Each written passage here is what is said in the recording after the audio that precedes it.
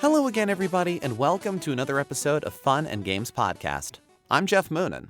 And I'm Matt A.K. Stormageddon. And you're listening to episode 191.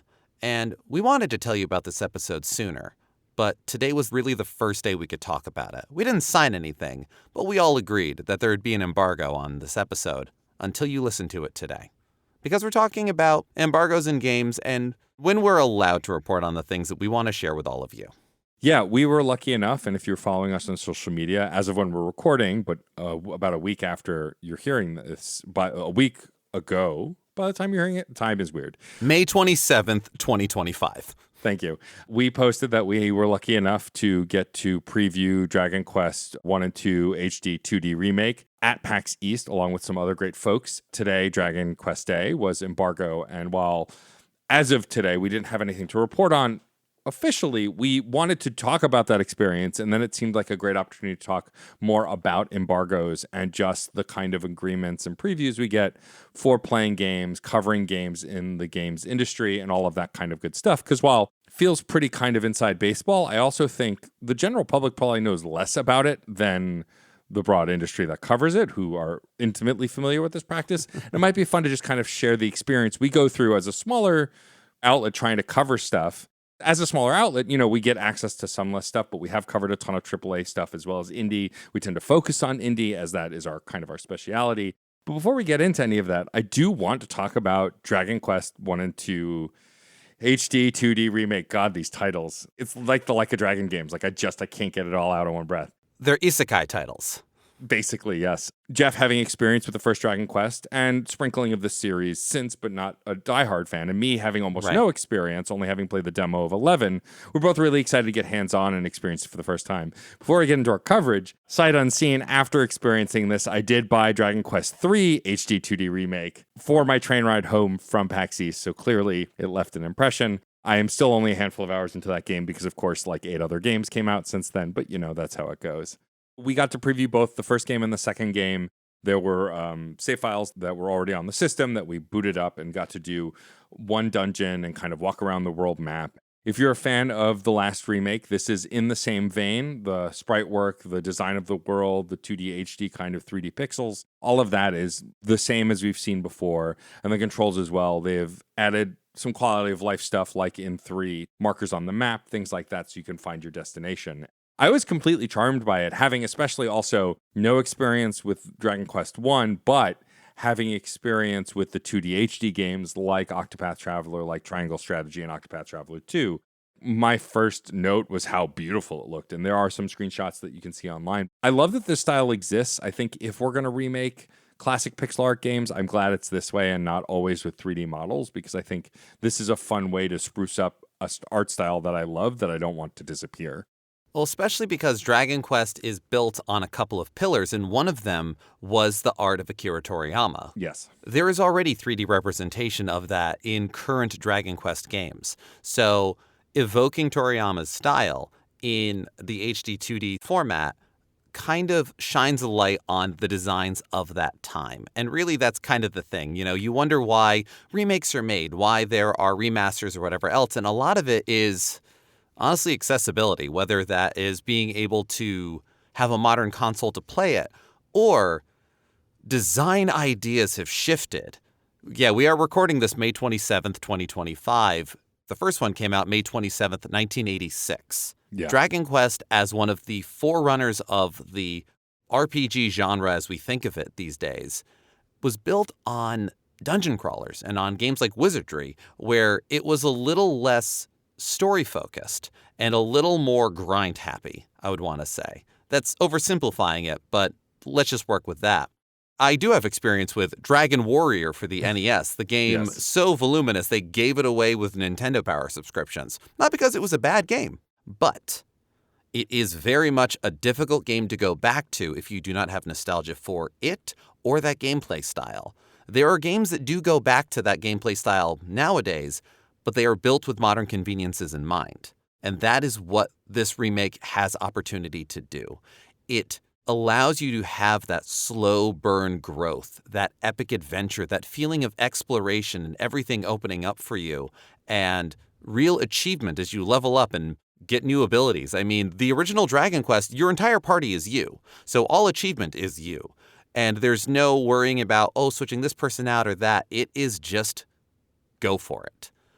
But a lot of the features that have been put into the HD-2D remake smooth those things out, as well as flesh out the story a little bit. There is definitely vignettes and characters and moments that even in the short demo we played were not in the original game. They were not on the Famicom, and they already add a great deal of delight and intrigue to returning to such a classic and venerable saga. I never played the second one back in the day, so that's all fresh and new to me, and so I don't know what's new other than what's obvious, but you're absolutely right, Matt. It's gorgeous, and there's a lot of humor and puckish delight in what they're doing, so I'm not surprised that you immediately got 3 for the way home. Having played a bit of 3, also what this series is doing that the original game, of course, did not have is adding voice acting, something they had in the Octopath Traveler games as well as Triangle Strategy. The voice acting in 3, which I can speak to because I've experienced it, is really great. Though it wasn't in our demo, there will be voice acting in 1 and 2 as well. Not sure where this build was along the progression of the build of the game, but I am excited also that these games have that voice acting, add that personality. You know, I don't mind reading text, and there are tons of modern games I love that are text only, but it is always nice when a pixel art game gets voice acting. These 2 games, I mean, they look great, they play great, the controls are pretty streamlined. We played on the PS5, but playing the Switch version of 3 has been a blast. And so I'm excited for this too. This will come out in October of this year, right after my birthday, and so might be a birthday gift to myself.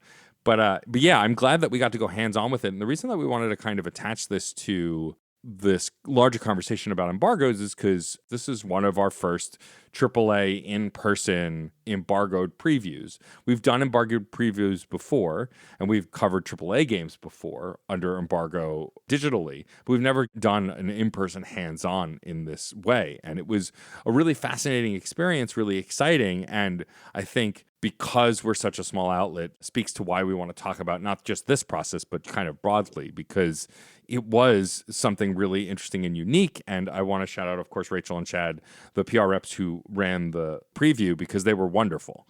Yeah, absolutely. It was a wonderful time. And especially given that, going into this, all of us, Matt, myself, and Sarah, had a little bit of, I don't want to say anxiety, I don't want to say nerves, but a little bit of that, like, don't mess this up.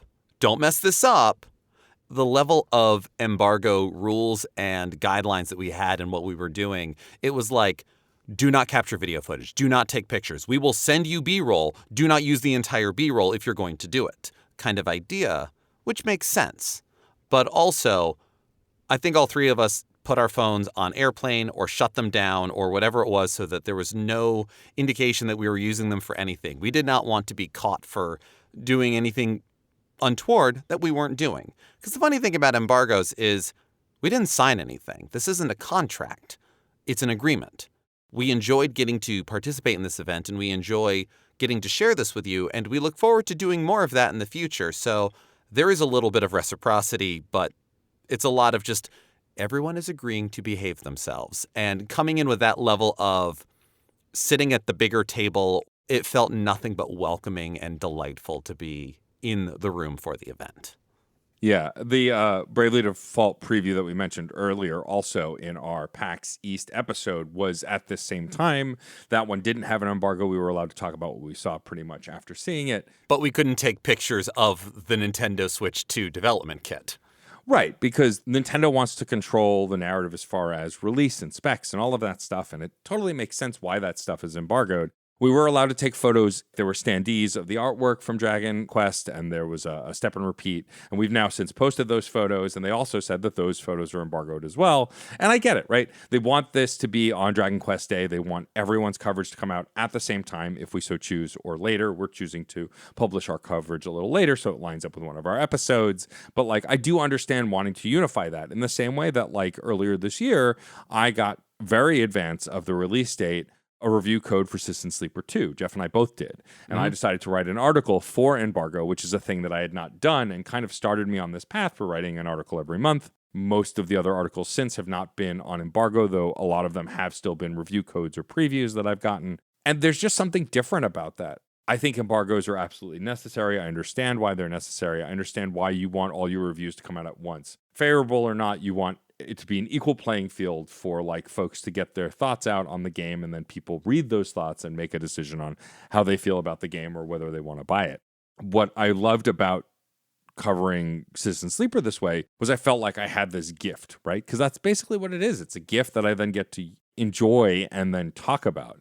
The downside was, barring talking to a few other people who also had review codes to plan for coverage, like guesting on podcasts so they could come out and embargo, that kind of thing, I couldn't really talk about it. What I love about video games is that they're a communal process. And the first Citizen Sleeper, Geoff and I played around the same time in anticipation of talking to Gareth. The fact that this time I had to keep it a secret, except for chatting with other folks, like I said, to plan coverage or whatever for podcasting and other things, it felt isolating. And it's no fault of the process, but it was a different experience. And like then when the game came out several weeks later, because I got like, I think 16 or 17 days with it, something like that. I got a long time. That sounds about right, yeah. Yeah, it was like 2 weeks. By the time it did come out, I had finished it, I had beaten it, I had written my article, and then all of my other friends in the Discords were first starting it and talking about the experience. And I was like, oh yeah, wait, what did I do on that one? Because, I don't take copious notes always when I'm playing a game. So it was just weird to be on this kind of inverse of my normal process because of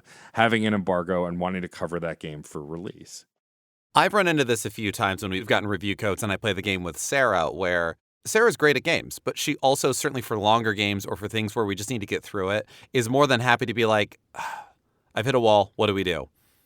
In embargo, no one's written their guide yet. Or they just haven't posted them yet. And so it's kind of we're on our own, which even if you're somebody playing games who doesn't often look up a guide or check something, we all do occasionally to some extent. And so to have none of that is furthering of that isolating experience.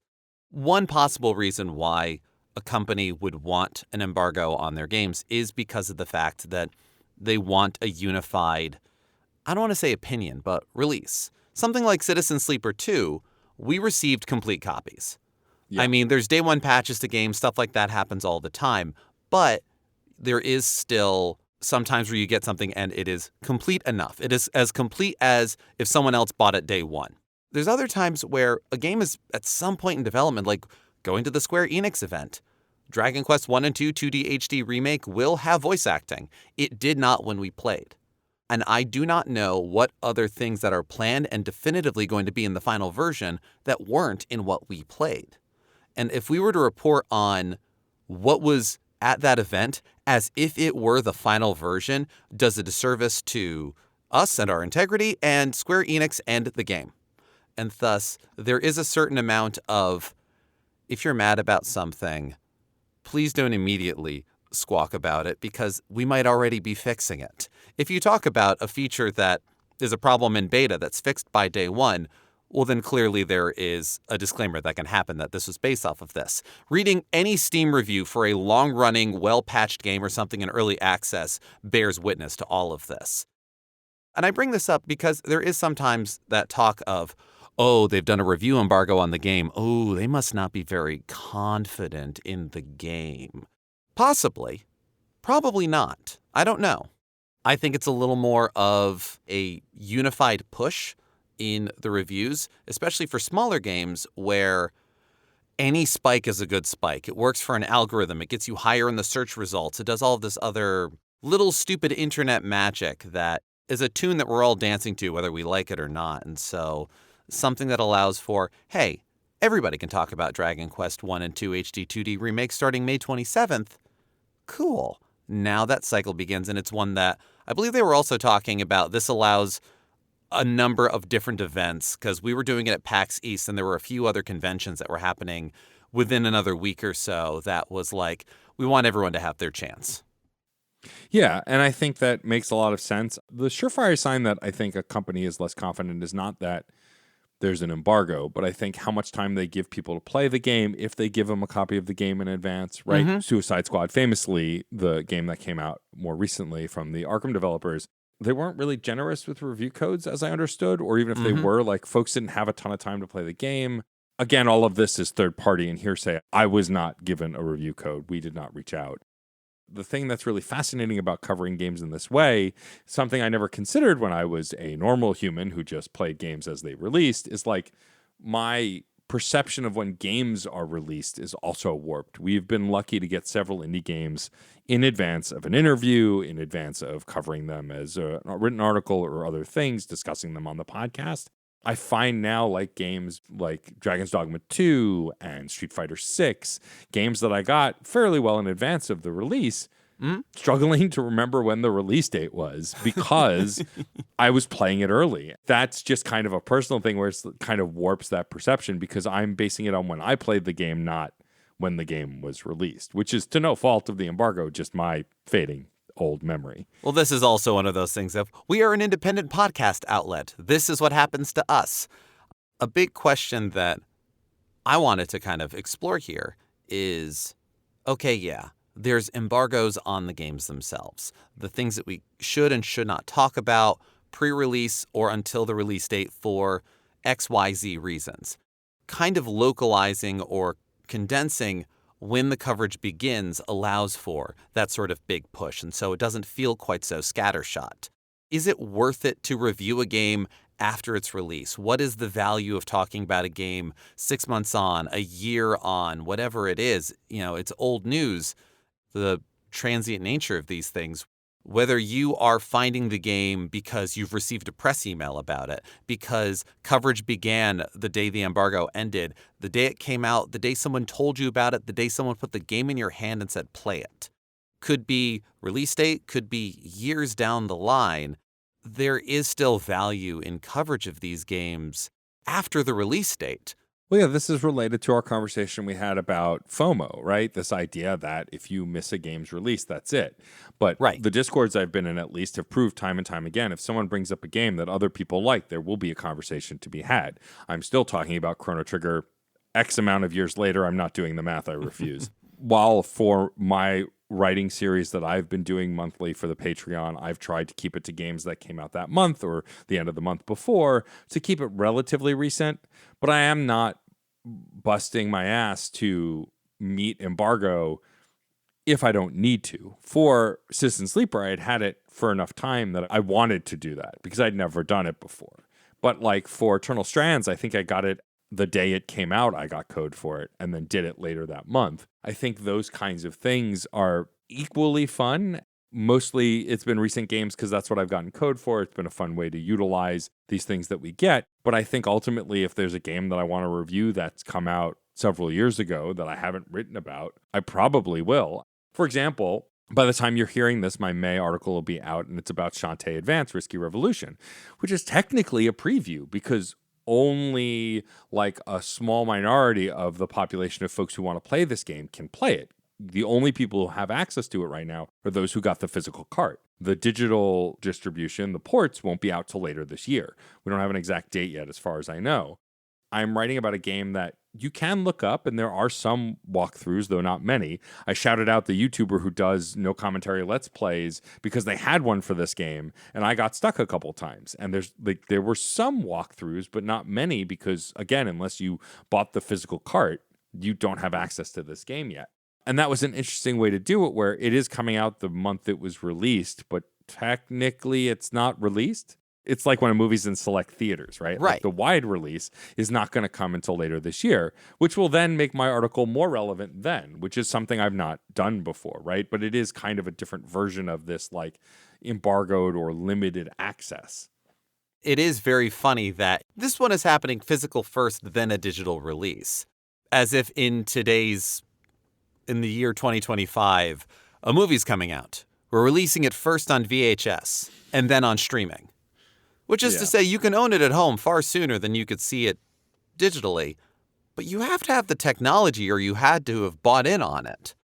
Since I typically will wait to purchase the physical version of something, if a game isn't coming out physically at the same time as the digital version, there is a gap. And I will occasionally ignore a game's release because I know it'll have a physical release, or I'm waiting for the physical release. And to prevent that FOMO, to prevent that feeling of, oh, whatever, I forget about it.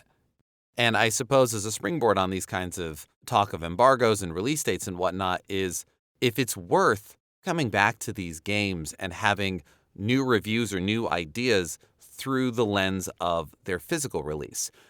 There are games that they have a physical release and $34.99 on limited run or wherever small print distribution site you often find for these things for a Switch title, it's money. But when we're now talking about Switch 2 titles going up to $80 and the cost of games, sometimes $34.99 just feels nice. Feels, oh, I can go for that. It's a little 10-hour adventure. Well, it's a little pricey, but that's not too bad, and I'll have it on my shelf. And then you go on Steam and the game's $4.99.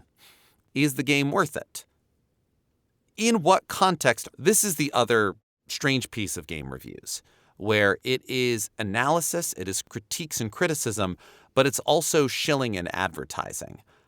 I'm aware, as a podcaster that likes to cover indie titles, our last episode was our PAX East coverage. And I'm aware that in a lot of our interviews, it feels a little bit like, hey, check out this game. Spend money on it when it happens. And we're shilling for them a little bit. They didn't ask us to. We're choosing to do this, and it's entirely on our own decision. So I think that covers the moral ground. I like analyzing and talking about games, but we are not ignorant of the fact that it's also a little bit of spending ad money on it, I suppose, is the way of it.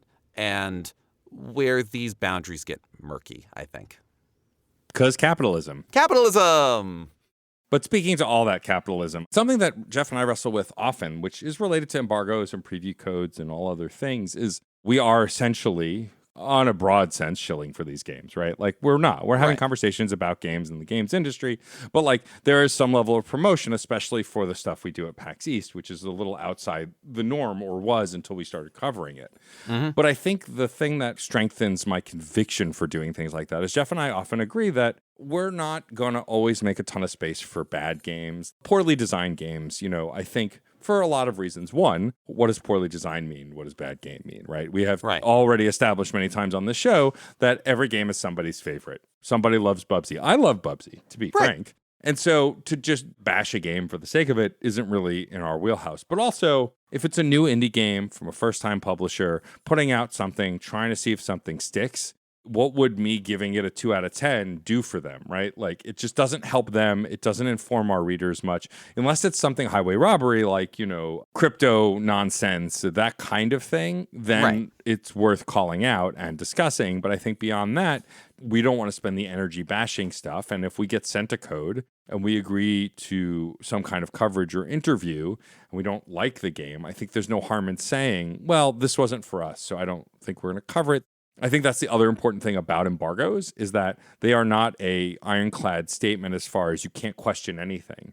My favorite thing about working within the indie press, and we've gotten to work with a ton of great community managers within the indie space, is if you have a question about the embargo, ask it. They just want you to follow it correctly, and we want to all be on the same page with this email-based handshake that we're making. And often posting on social media that I've gotten code or like sharing that I'm going to review something, most embargoes are okay with that, but not all. And so you want to make sure that you cover that. Like, this embargo very specifically said you cannot say anything about this preview until Dragon Quest Day, which made sense. Whereas if we'd gotten like a review code for it, often folks can say, hey, I'm reviewing this game. I can't wait to share my thoughts on this day, right? Mm-hmm. And I think that understanding those things and maneuvering through those things makes the whole process a lot easier because, again, no one's the enemy. Like, nobody's trying to be the end-all be-all. This is a conversation, like we always like to say. And it's important to acknowledge that when working and covering these games.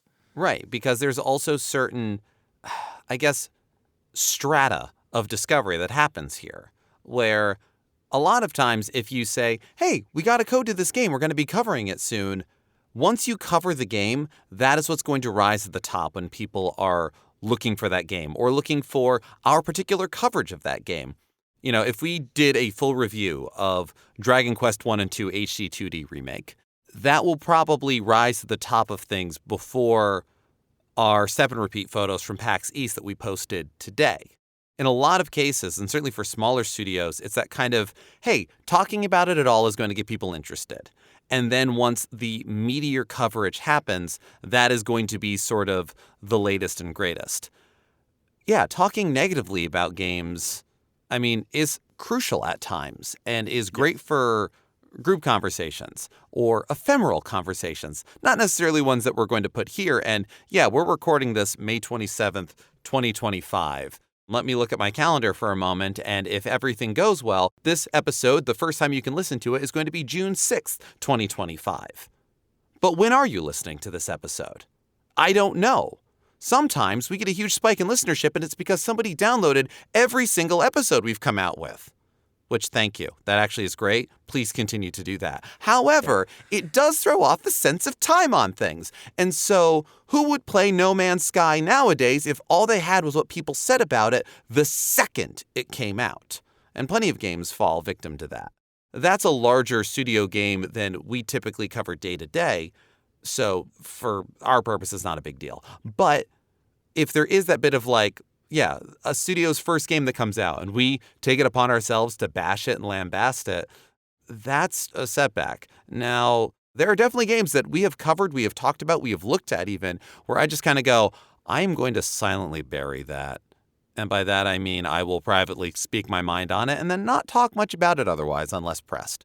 Yeah, I mean, there was a game that we had enjoyed at PAX East, then we removed from our coverage because we found out they were involved in cryptocurrency, and I'm not doing it. I'm just not going to, like, selling JPEGs for money. I'm not dealing with any of that stuff. And so we removed it from our coverage. We removed it from our social posts for the most part. We have our preferences and our restrictions. If you want to support stuff like that, that's up to you, but that's not what we're about here. We're not covering the news. We don't have to write a piece about what that game is to provide news to the broader gaming space. We can, but that's not really our purpose here. And the fact that we don't like NFTs and crypto and generative AI is not news. No, we've been talking about that for a while. But yeah, I think that you're right, Geoff, and I think that one of the fun things that I think is about the way we cover games, at least, is that because we're mostly a broad topic-based podcast with side quests focusing on individual games, but for the most part, retro games with some new releases, we've gotten review codes for games that I fall in love with and then have covered on side quests. Jedi Fallen Order, the second Jedi game. I got code for the second Jedi game and was really excited about it. And then played it and loved it so much I decided weeks after embargo, I'm going to cover it for side quests. And I thank the publisher and the PR firm in the episode. And I do the thing that every YouTuber does at the beginning of the podcast, say, hi, so I was provided a code for this game. Doesn't affect how I feel about it. I love it regardless of that fact. And then go on to talk about why I love the game. Embargo is when the soonest you can start talking about it. It's not the only day you can start talking about it. I'm sure Square Enix preference is that everyone puts their coverage on the 27th because it's this groundswell that people can't ignore. But I am also almost positive that they're happy for any coverage they get after that embargo to point people towards this game that's also not coming out till October. Like, it'd be different if it were a brand new release, if this was in anticipation of the release date, but it's not. It's in anticipation of this game that still doesn't come out for 5 other months. So, you know, I'm less hurried to do that. Whereas something like Citizen Sleeper 2, I wanted to release for embargo to be in that conversation because it's a brand new game by an established developer who does really great work, and I wanted them to see more success in that moment. I personally had an investment in that studio because I had loved their previous work. And in terms of visibility as well.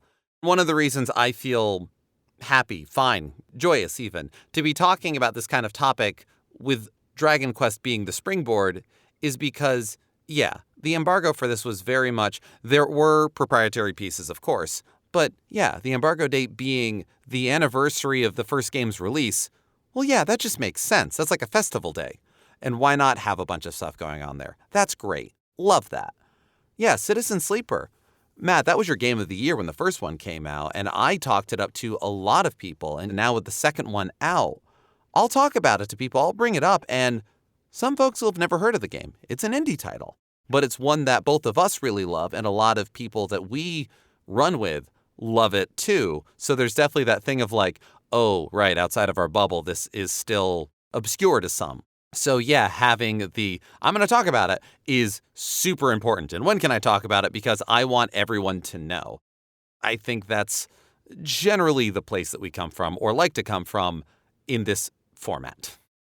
For sure. And to be clear, also, a lot of our coverage has not had embargoed because we get launch day codes as well to cover games. And in that moment, no studio can expect you to have coverage up the day you get code, the day the game comes out.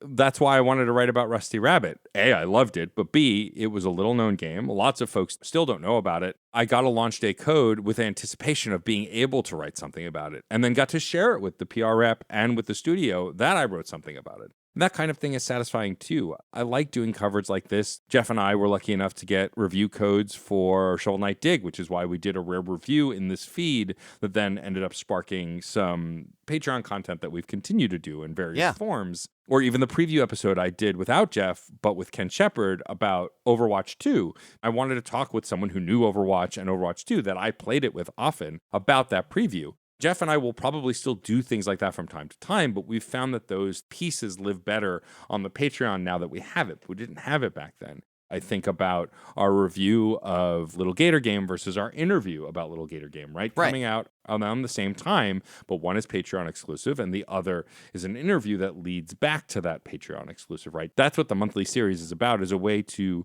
work these embargoed review codes into our workflow while not overstressing. We are not a Polygon, although Polygon now is barely a Polygon, but like IGN or GameSpot, like they have tons of writers and can cover a bunch of stuff. We have us and Sarah occasionally when she wants to join us as well.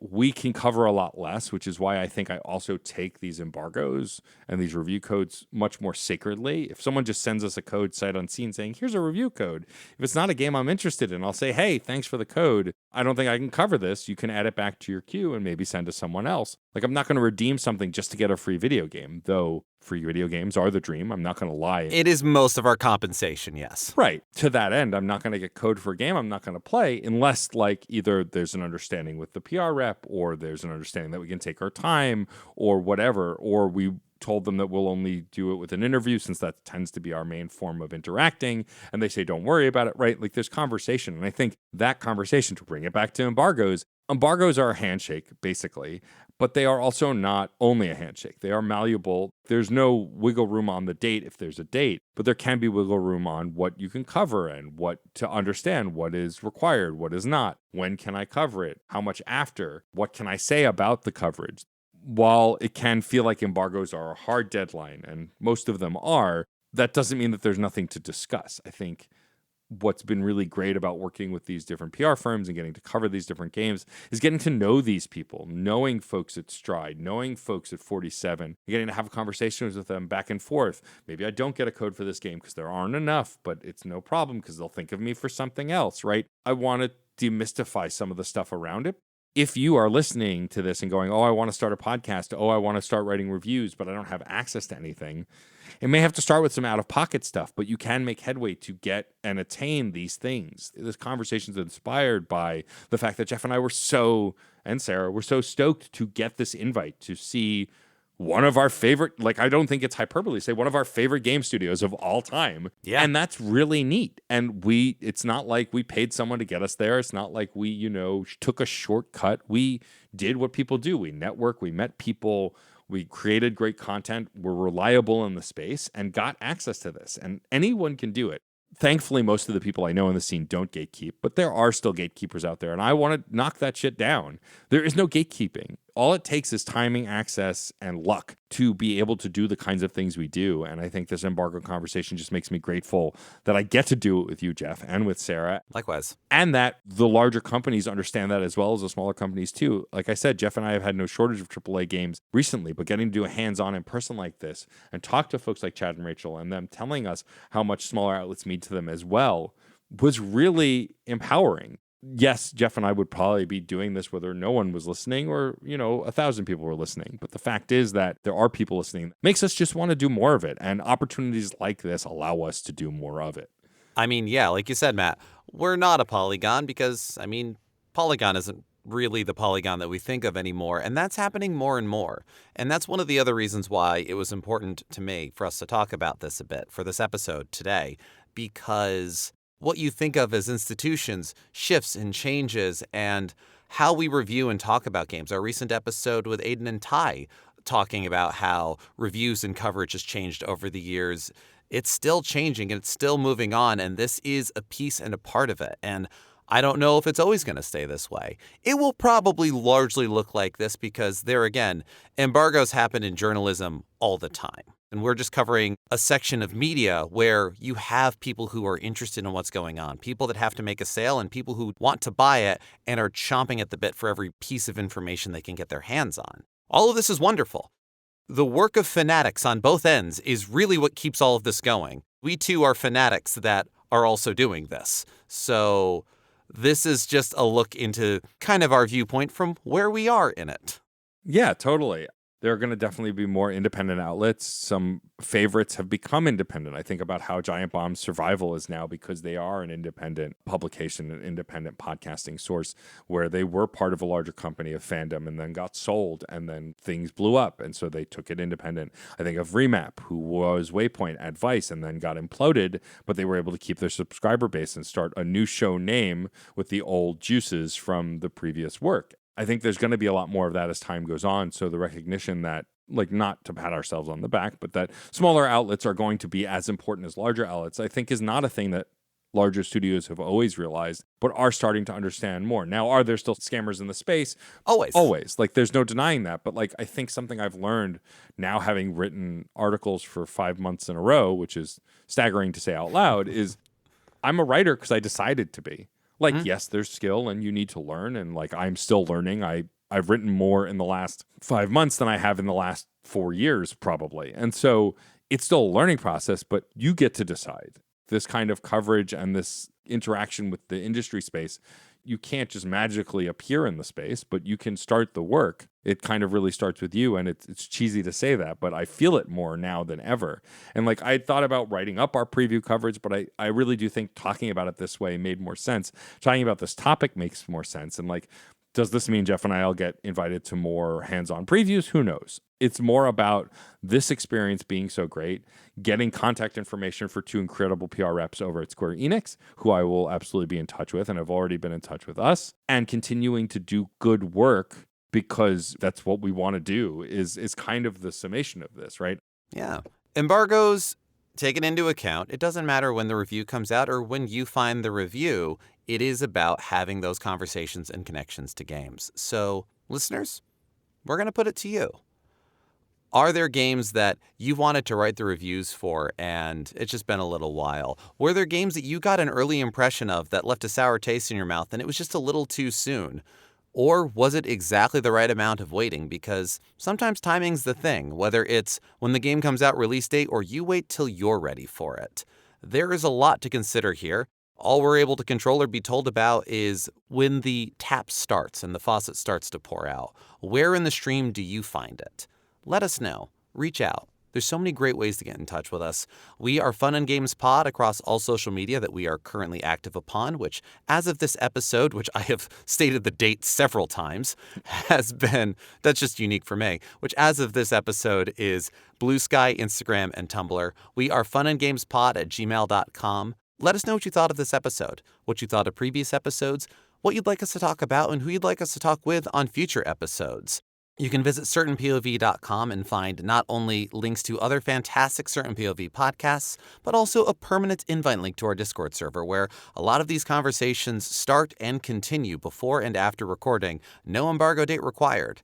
If you want a one-stop shop of all the things that Matt and I are working on and putting out there, or if you have the means and desire to support us in trying new and strange things and getting the equipment with which to do it, we have a Patreon, patreon.com/funandgamespod. There is a free tier so that when we do polls for our next console retrospective or for whatever else we're thinking on, you get to participate in that. We are thankful for all of our patrons, but we do want to shout out those on the high scoreboard. Today, the high scoreboard is Alex Lavelle, Case Aiken, Daniel Nyden, Alejandro Alves, Chris Copleen, Curly Bright, Film It Yourself, Patrick Edwards, Robert Prine, and Sean Bowen. Thank you so much for your support. Please enter your initials. Do not use vowels before June 30th.